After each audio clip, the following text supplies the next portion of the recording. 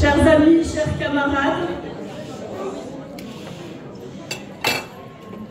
depuis l'envahissement de l'Ukraine par l'armée russe de Poutine il y a maintenant 18 mois, un climat guerrier s'est installé. La guerre attisant le feu de la guerre, comme le vent soufflant sur des braises, tous les points chauds de la planète, là où existaient déjà des relations conflictuelles, s'enflamment à nouveau. Et derrière chacun de ces conflits apparaissent d'autres intérêts que les simples oppositions locales, car la plupart du temps, derrière ces points chauds, ce sont les grandes puissances qui sont à la manœuvre. L'Ukraine, du fait même de la guerre, est devenue le bras armé de l'OTAN, c'est-à-dire des États-Unis alliés aux autres puissances impérialistes d'Europe occidentale. Et cette guerre presque de voisinage que les Russes avaient escomptée rapide est devenue, à cause de l'armement américain et européen, une guerre sans fin. Malgré ce climat guerrier qui imprègne notre quotidien depuis près de 2 ans, l'attaque surprise du Hamas sur Israël a sidéré le monde entier, à commencer par les Israéliens eux-mêmes, pourtant aguerris et sur leur garde en permanence. C'était leur but.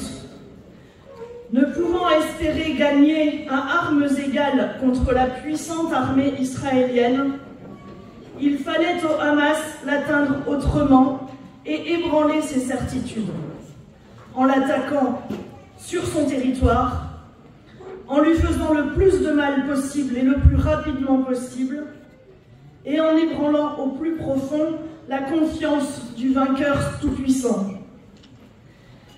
Cette attaque, le Hamas l'a menée, quel qu'en soit le prix et les conséquences pour les civils palestiniens de Gaza, dans le plus pur état d'esprit islamiste, pour qui la mort même est sans valeur. Leur but a été atteint. L'attaque du Hamas a déclenché une réponse à la hauteur de la rage du gouvernement israélien et de son besoin d'effacer à tout prix l'idée même qu'il pourrait être vulnérable. Israël, surpris et humilié, la réponse ne s'est pas fait attendre et elle dépasse en horreur tout ce que l'on pouvait imaginer. Chacun perçoit ces événements tragiques avec ses émotions propres. Et en tant qu'infirmière, c'est la situation des hôpitaux de Gaza qui m'a permis d'imaginer un tant soit peu ce qui se déroule pourtant sous nos yeux, les bombes, la famine, le manque d'eau potable, les milliers de morts, le cortège infini de l'horreur guerrière. L'un des responsables de Médecins du Monde racontait comment les salariés de son association s'acharnent à soigner les blessés, alors qu'eux-mêmes doivent chercher de quoi manger, de quoi boire, enterrer leurs morts et dorment dans leur voiture.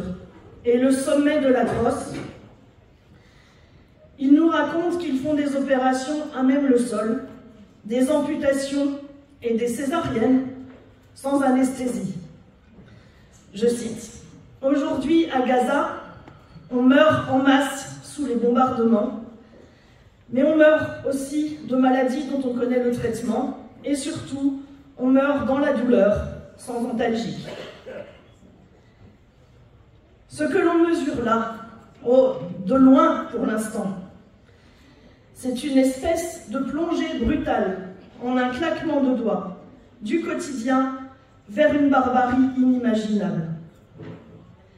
Dire que c'est un retour au Moyen-Âge serait injuste pour le Moyen-Âge. C'est pire. C'est pire parce que c'est au XXIe siècle. Parce que les anesthésiants, les antalgiques, existent.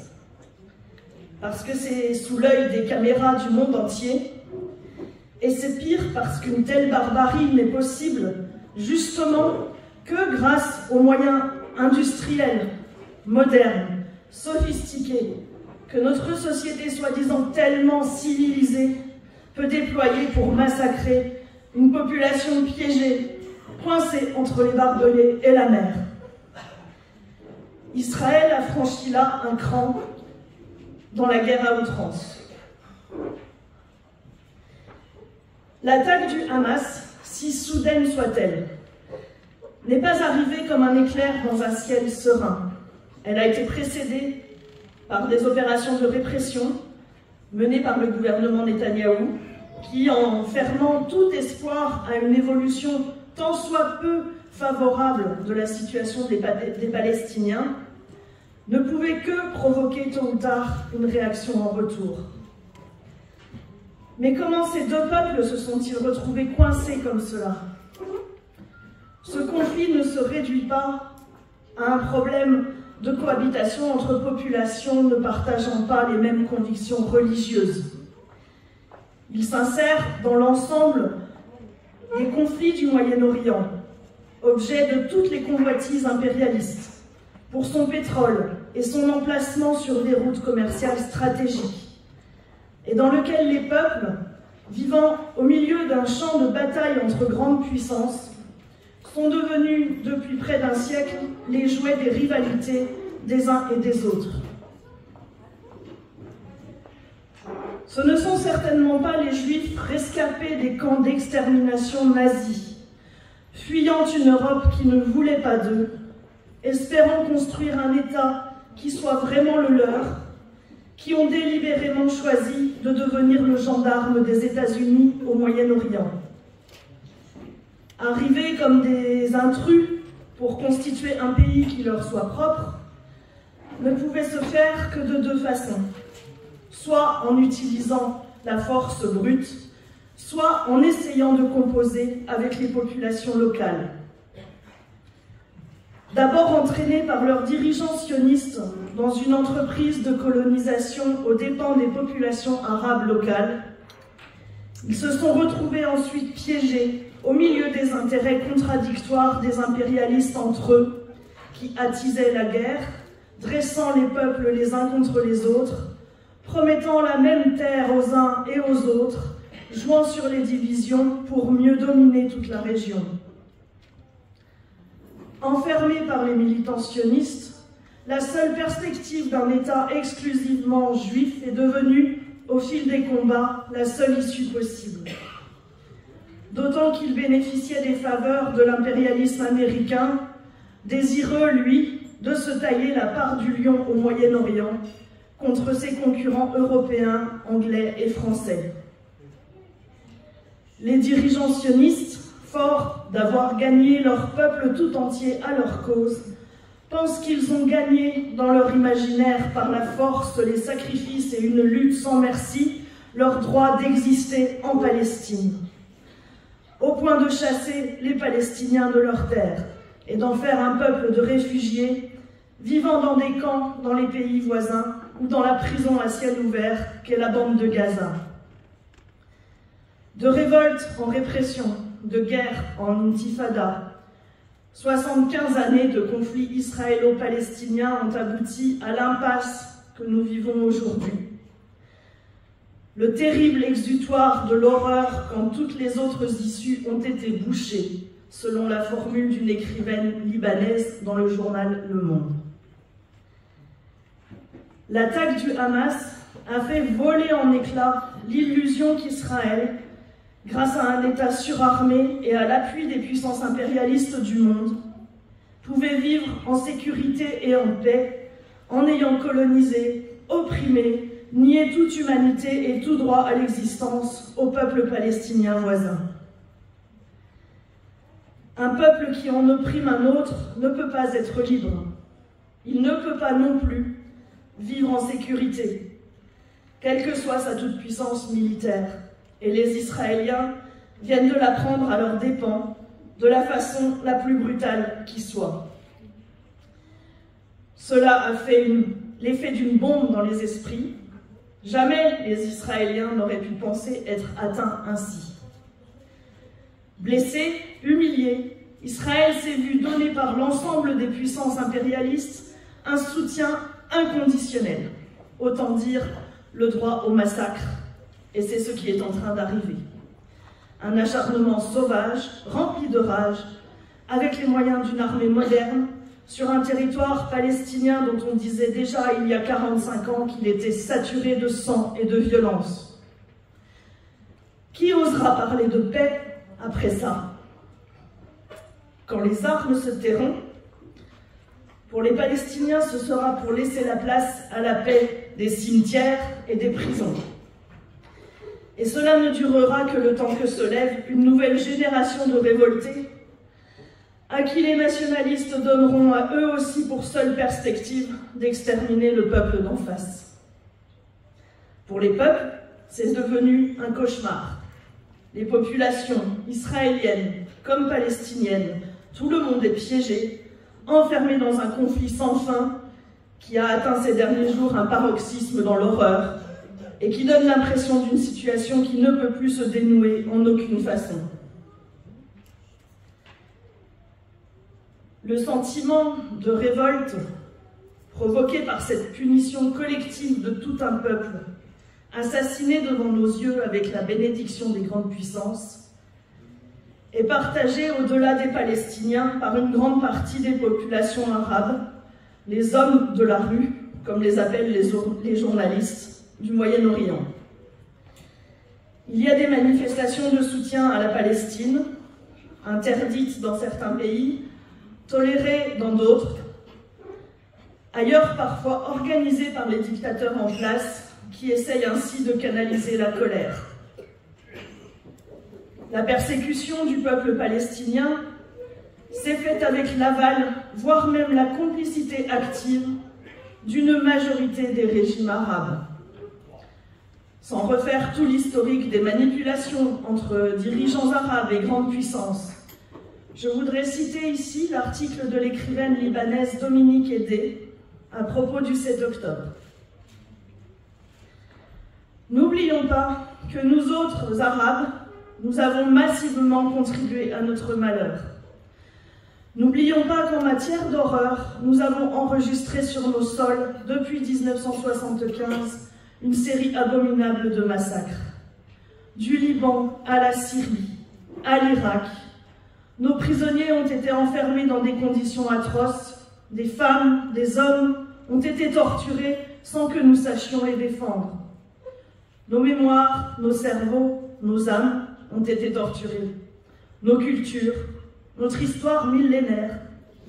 Aucun de ces pays n'est parvenu à résister aux manipulations internes et externes, à la pression infernale des grandes puissances, à la sinistre alliance de la corruption, du mépris des pauvres et de la plus abusive des virilités.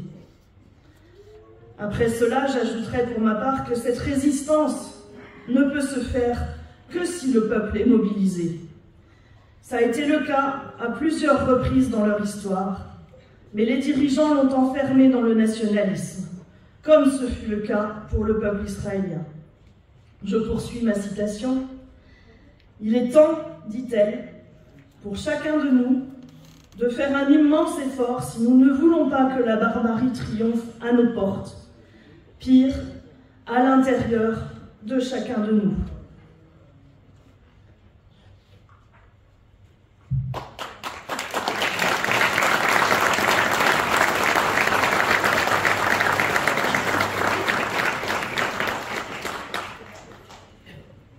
La complicité dont elle parle, celle entre les classes dirigeantes arabes et l'impérialisme, ne date pas d'hier. Dans des États créés de toutes pièces, à grands coups de crayon de couleur sur la carte, par les vainqueurs anglais et français de la Première Guerre mondiale, la plupart sont encore à l'heure actuelle les héritiers des dynasties féodales les plus réactionnaires possibles, choisis à l'époque précisément sur ce critère, et placés à leur tête pour y maintenir l'ordre.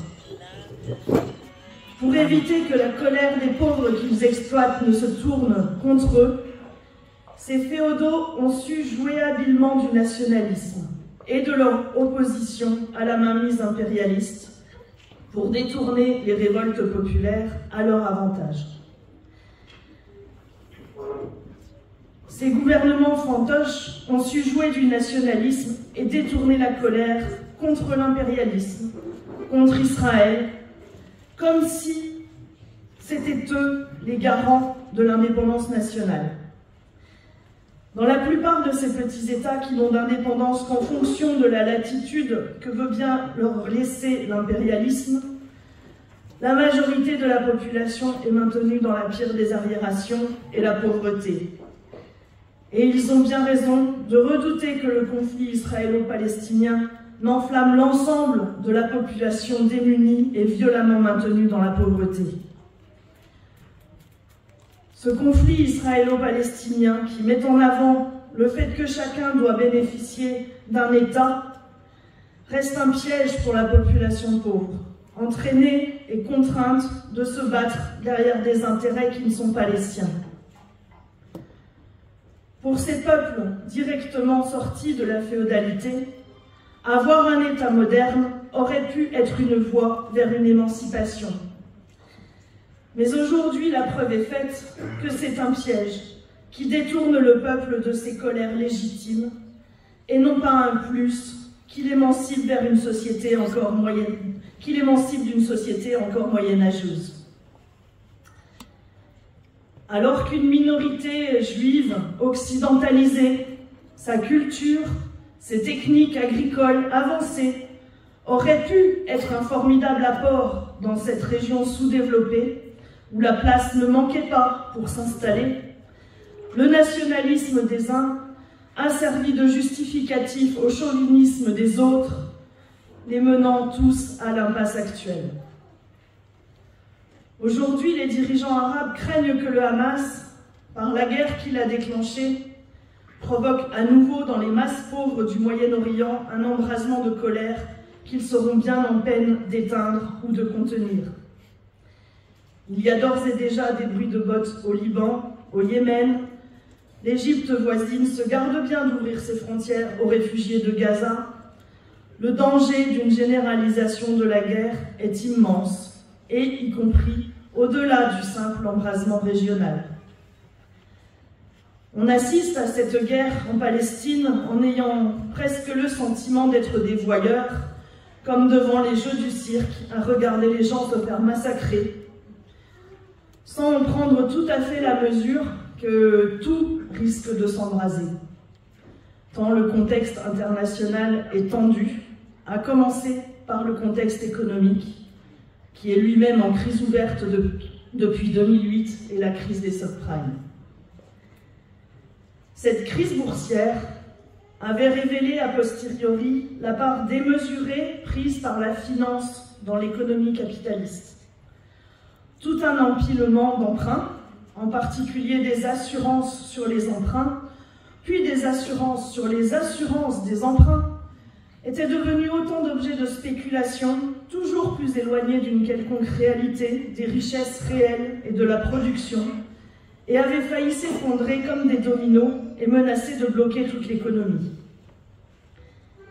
La solution choisie par les institutions financières américaines et européennes a été de renflouer les banques à coups de milliards. Si cette intervention avait éloigné pour un temps la menace d'un effondrement, cela n'a fait que grossir les masses de capitaux qui circulent, nous menaçant d'un effondrement encore plus grand. L'ensemble de l'économie est plus dominé par la finance que par l'industrie. Et l'importance de la finance est liée à la masse d'argent que l'industrie a dégagée. C'est cette masse d'argent qui ouvre la voie à la spéculation. Et l'on peut dire aujourd'hui que l'activité économique est plus spéculative que productive. Cela signifie que spéculer, ce n'est pas produire. N'importe quelle personne qui joue aux courses le sait très bien. Et s'ils sont nombreux à jouer sur le mauvais canasson, j'ai peut-être une chance. Voilà, de façon simplette, l'explication de cet univers tellement mystérieux qu'est l'économie de la finance. Produire, nous, on sait encore le faire. Mais spéculer, ce n'est plus à notre portée. Et en tout cas, cette situation nouvelle, qui n'est pas tout à fait nouvelle, rend l'avenir encore plus incertain.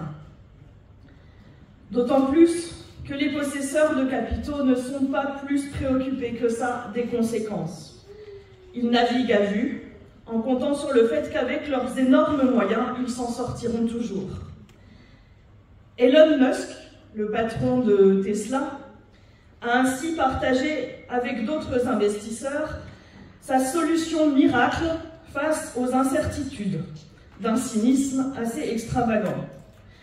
Tant que ne sait pas où on va, dit-il, le mieux est encore d'avoir des usines dans toutes les régions du monde. Voilà une bonne solution pour être toujours premier.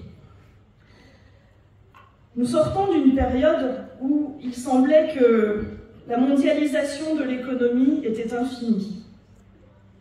Il paraissait naturel que si les bouteilles étaient produites en France, les bouchons étaient produits en Chine. Mais cette image idyllique et bourguignonne de la mondialisation a reçu un premier coup avec le Covid, puis avec le confinement de la Chine, avec des productions arrêtées, avec la pénurie des semi-conducteurs, puis maintenant avec la guerre en Ukraine et la nécessité de changer de source d'énergie faute de gaz russe. Les problèmes politiques ont commencé à enrayer le déroulement paisiblement et naturellement chaotique de la production mondiale, faisant place à un climat d'incertitude où plus personne parmi ces grands spéculateurs ne peut prévoir à l'avance ce qui va se passer. Comme disent les journalistes, les problèmes de géopolitique sont devenus récurrents. Et on sait que le marché mondial s'est relativement rétracté et vit dans l'incertitude.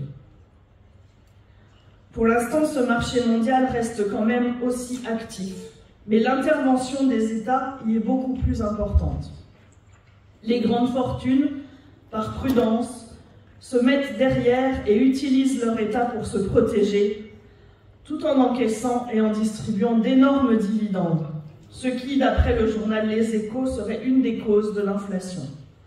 Avant, quand il y avait inflation, il se disait que c'était à cause des salaires qu'on avait trop augmenté, mais il semble vraiment difficile de prétendre cela actuellement.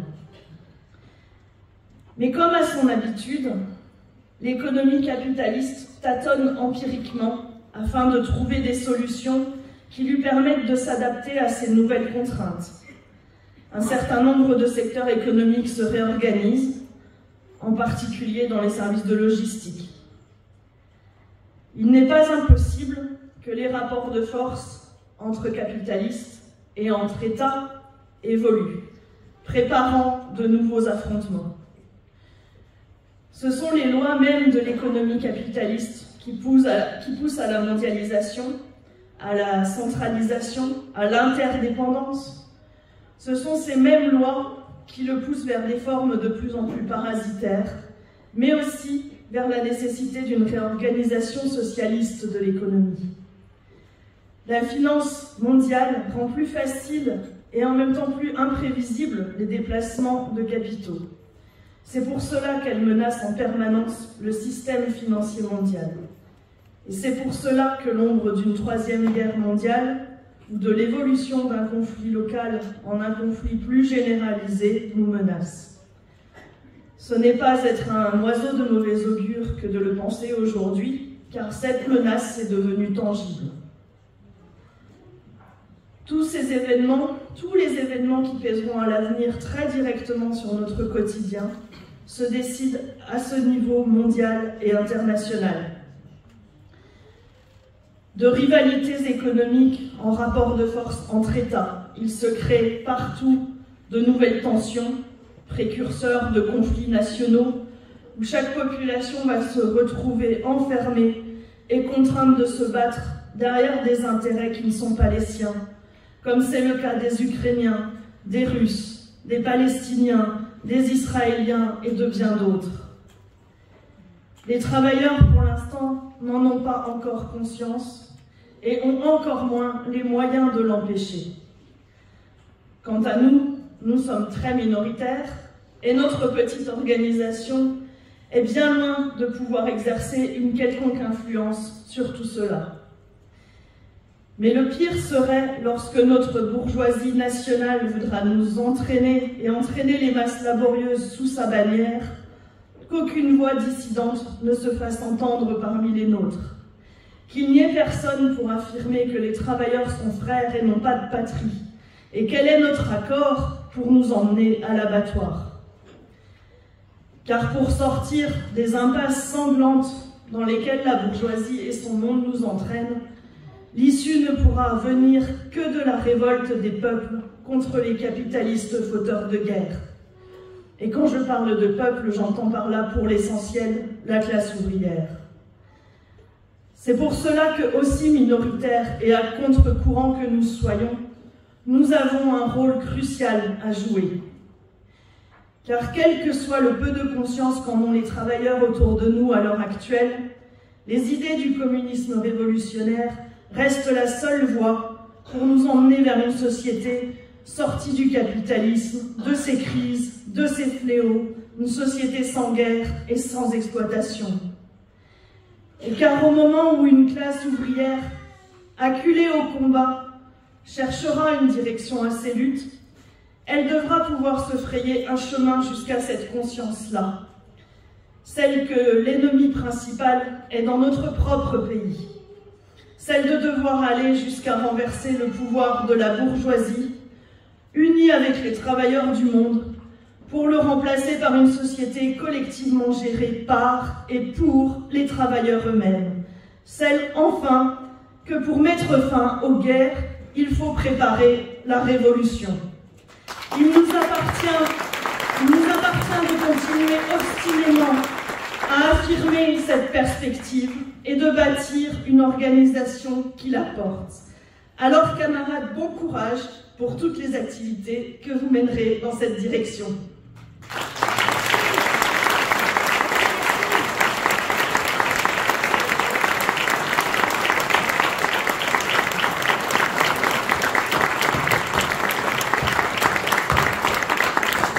Debout les damnés de la terre, debout les forçats de la faim, la raison tenant son cratère, c'est l'éruption de la fin, du passé faisons table rase, vous l'esclave debout, debout, le monde va changer de base.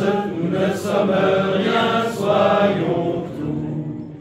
C'est la lutte finale, groupons-nous et demain, l'international sera le genre humain. C'est la lutte finale, groupons-nous et demain.